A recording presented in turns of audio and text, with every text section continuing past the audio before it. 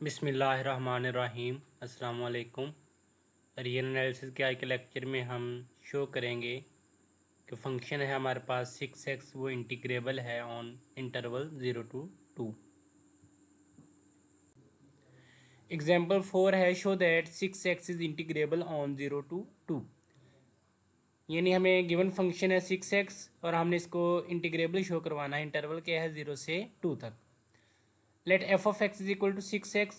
इन function को हमने let कर लिया एफ ऑफ एक्स के इक्वल।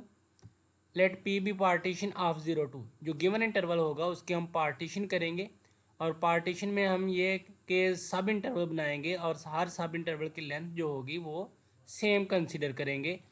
तो सब इंटरवल की लेंथ फाइंड करने के लिए यहाँ पे ये देखें, ये इंटरवल है 0 to 2, इसकी लेंथ 2 - 0, यानी इंटरवल की लेंथ फाइंड करनी हो तो b - a, यानी एंड पॉइंट में से फर्स्ट पॉइंट को माइनस करते हैं तो इंटरवल की लेंथ आ जाती है। यानी यहाँ से लेकर यहाँ तक ये इंटरवल है और इसकी लेंथ कितनी होगी 2 यूनिट। अब इसके हमने n सब इंटरवल बनाने हैं तो 2 यूनिट्स को हम n पे डिवाइड कर देंगे तो हमारे पास क्या यहाँ से बनेगा, ये फार्मूला लिखा हुआ है। यानी यहाँ से हमारे पास हर सब इंटरवल की लेंथ आ जाएगी। दैट इज ये partition X not is equal to 0, यानी पहला point X not is equal to 0 है। इसके बाद x1 फर्स्ट पॉइंट जो होगा वो क्या होगा 2/n। फिर यहाँ से लेकर यहाँ तक ये सब इंटरवल की लेंथ 2/n है और x1 से x2 तक भी 2/n है। तो x2 की वैल्यू कितनी हो जाएगी 2 × 2/n। इस तरह x3 की वैल्यू होगी 3 × 2/n and so on. Last पे xn की वैल्यू क्या होगी n × 2/n। ये x1 x2 x3 की वैल्यूज हमने लिख दी और हर सब इंटरवल की लेंथ जो है वो सेम है, कितनी है 2/n के इक्वल है। अब गिवन फंक्शन 6x है और इंटरवल भी 0 से 2 है। ये 6x किसकी इक्वेशन है, यानी ये लीनियर इक्वेशन बनती है, एक स्ट्रेट लाइन बनेगी। x की जगह जब आप 0 करेंगे यहाँ पे 0 आंसर, x की जगह जब 2 करेंगे 12 आंसर आएगा। यानी सपोज यहाँ पे y की वैल्यू 12 बनती है। तो ये हमारे पास एक स्ट्रेट लाइन बने, ये एफ ऑफ एक्स का ग्राफ। इसके हमने सब इंटरवल बना लिया, हर सब इंटरवल की लेंथ भी हमने सेम 2/n यहाँ पे लिखी है। Now M I is equal to supremum of F of X, यानी एम आई किसको डिनोट करते हैं, फंक्शन के सुप्रीमम को। ith इंटरवल में फंक्शन के सुप्रीमम को हम एम आई से डिनोट करते हैं। अब सपोज ये आपका ith इंटरवल है, फंक्शन आपका इंक्रीजिंग है। इस पॉइंट पे फंक्शन की वैल्यू कम होगी और इस पॉइंट पे फंक्शन की वैल्यू ज़्यादा होगी।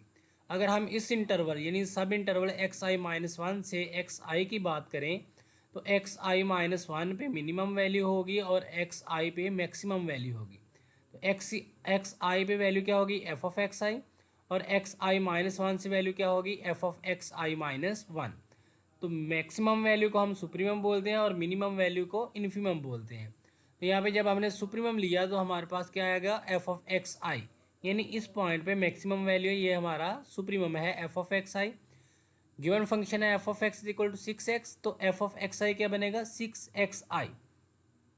यानी अगर हम फर्स्ट सब इंटरवल का सुप्रीमम निकालना चाहें m1 तो यहाँ से किसके इक्वल आएगा 6x1 के।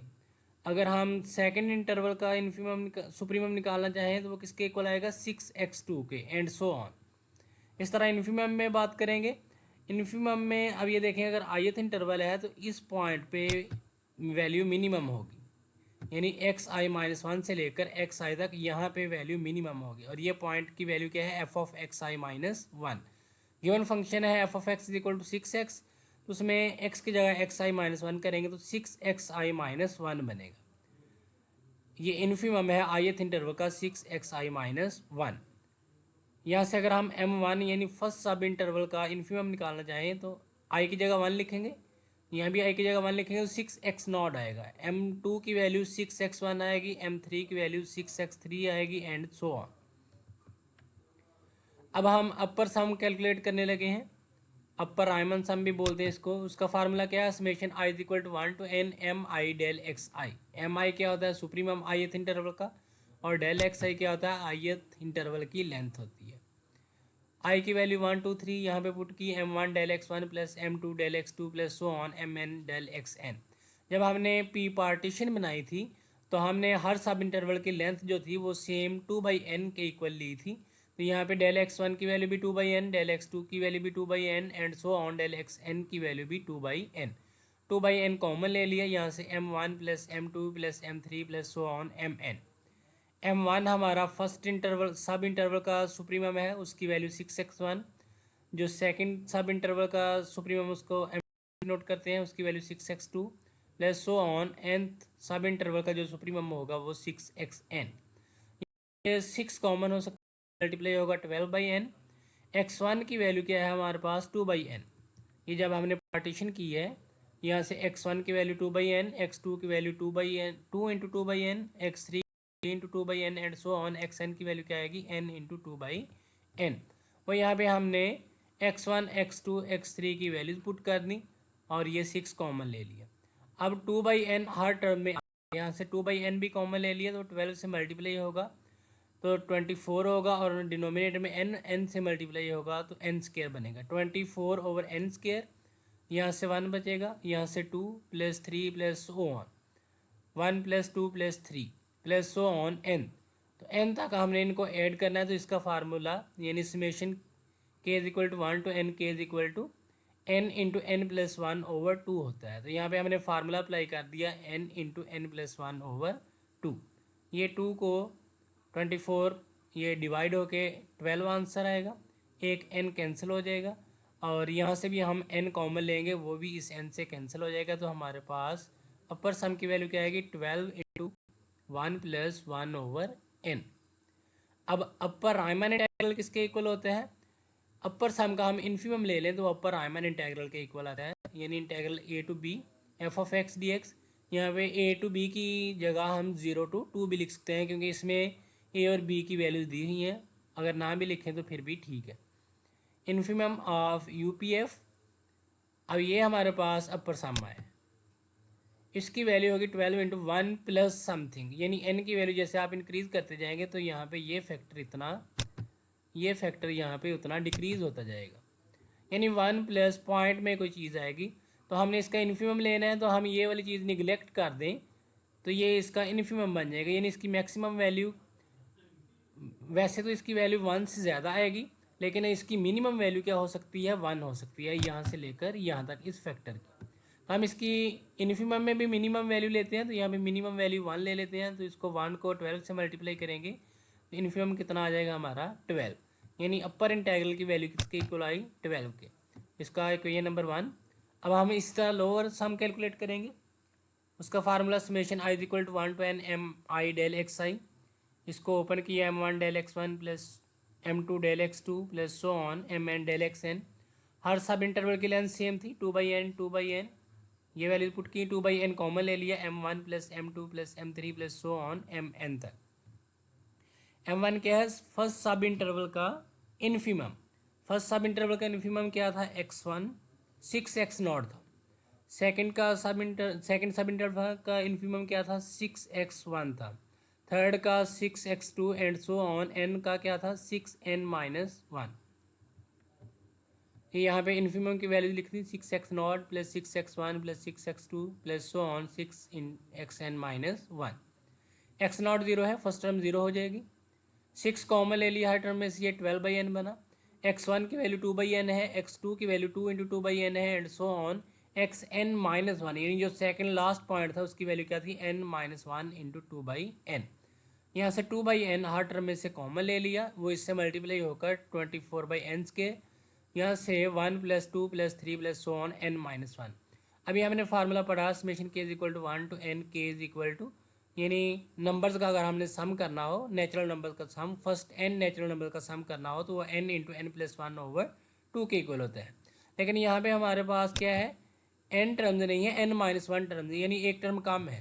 तो इसी फार्मूले में हम n की जगह n-1 कर देंगे। यहाँ पे n है तो इसकी जगह n-1 किया, फिर यहाँ पे n है इसकी जगह n-1 किया प्लस 1,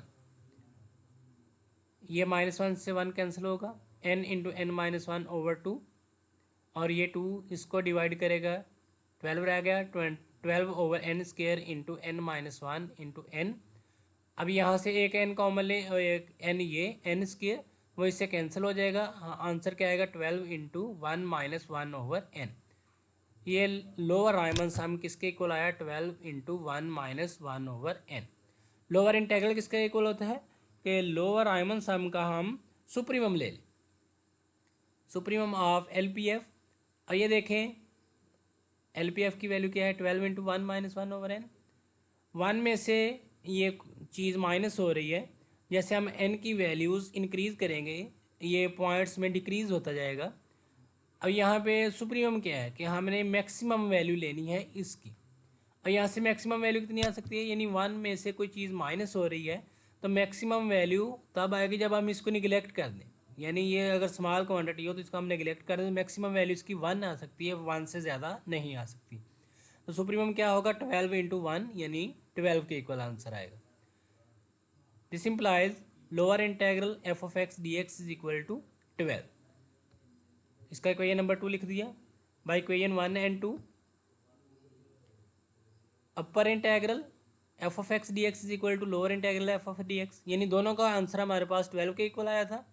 तो यहाँ से हम लिख सकते हैं कि अपर रायमन इंटेग्रल और लोअर रायमन इंटेग्रल इक्वल है। तो जब अपर रायमन इंटेग्रल और लोअर रायमन इंटेग्रल इक्वल होते हैं तो फंक्शन क्या होता है इंटीग्रेबल होता है। अब फंक्शन क्या था हमारा 6x, so f(x) is equal to 6x is integrable on 0 to 2।